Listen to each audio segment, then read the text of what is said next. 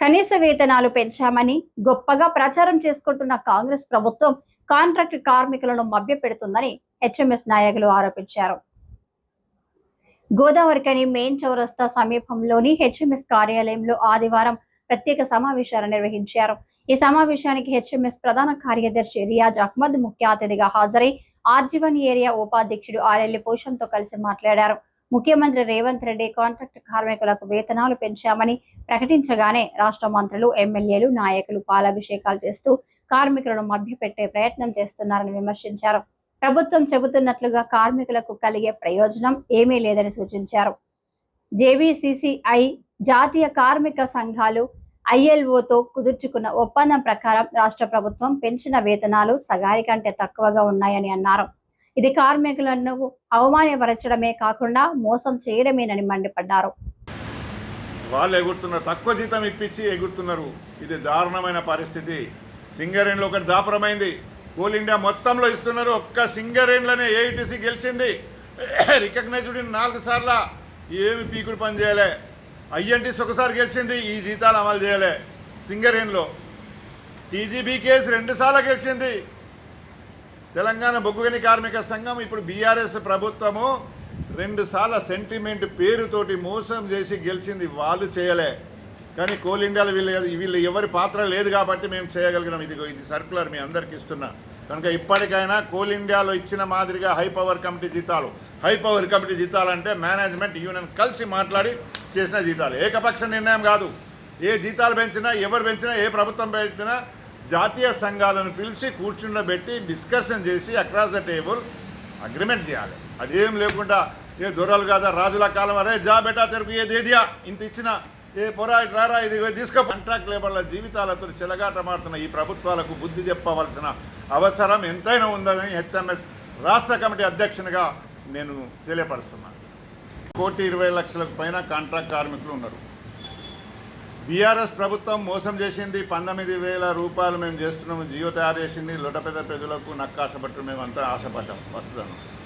అది మాయమైంది. బీఆర్ఎస్ ప్రభుత్వం పోయింది, కాంగ్రెస్ వచ్చింది. కాంగ్రెస్ కూడా మేము పెంచుతాం, దానికంటే మంచిగా పెంచుతామన్నారు. మొండిచేయి చేసిండ్రు. మొండిచేయి కార్మికులు మొండిచేయి ఇచ్చారు. 1 కోటి మంది కార్మికులు ఇవాళ మీకు అగెనెస్ట్గా ఓటేస్తారు. అది గుర్తుంచుకోండి. జీతం పెంచాలి కానీ గత ప్రభుత్వం పెట్టిన ప్రపోజల్ కంటే పెంచాలి కానీ తగ్గడంలో అన్నది ఇది చాలా దారుణమైన విషయం. అందరూ వ్యతిరేకిస్తున్నారు. కార్మికులు ఆపదలు ఉన్నారు. కార్మికులు తిట్టుకుంటూ ఉన్నారు. కాంగ్రెస్ పార్టీ నాయకులు, ఐఎన్టీసీ నాయకులు మాత్రం సంకలు గుద్దుకుంటున్నారు. ఎందుకు సంకలు గుద్దుకుంటున్నాయా? ఏం న్యాయం చేసినని? మీకు ఓటు వేసినందుకు ఇదేనా మీరు చేసిన న్యాయం?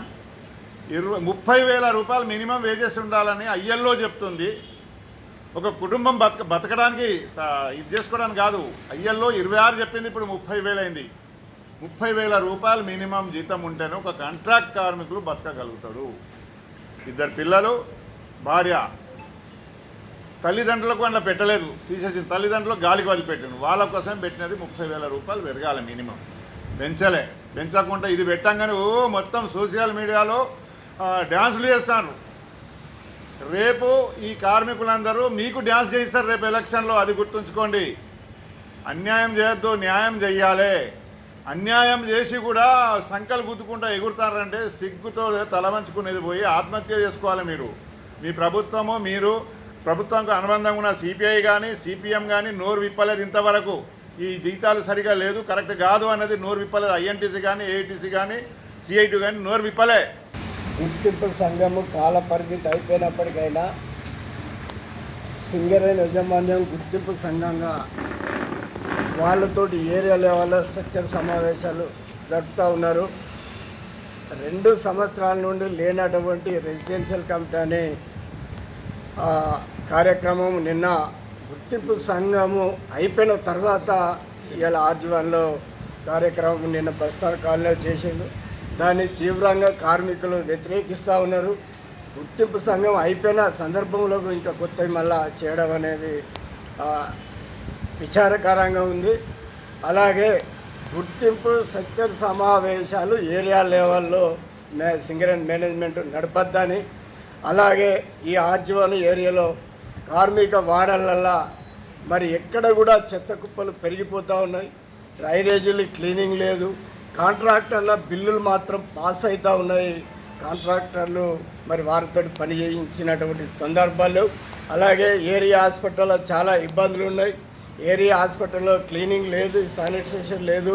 మరి క్యాథలాప్ ఇంకా ఓపెన్ చేస్తామని అన్నారు, మార్చి అన్నారు. ఇంతవరకు కూడా అది ఇంకా పనులు జరుగుతూనే ఉన్నాయి.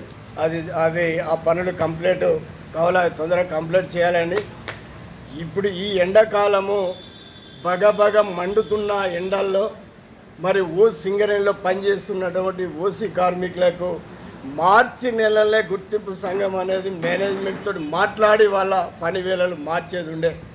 ఇవాళ దాకా నిద్రపోయి ఈ యొక్క వారము 2 వారాలు అయితే మరి వాతావరణం చేంజ్ అయ్యే సందర్భంలో మేము డైరెక్టర్ లెవెల్ల మేము లెటర్ పెట్టాము, పని వేళలు మార్చాలని ఇలా గుర్తింపు సంఘము మాట్లాడడం జరిగింది.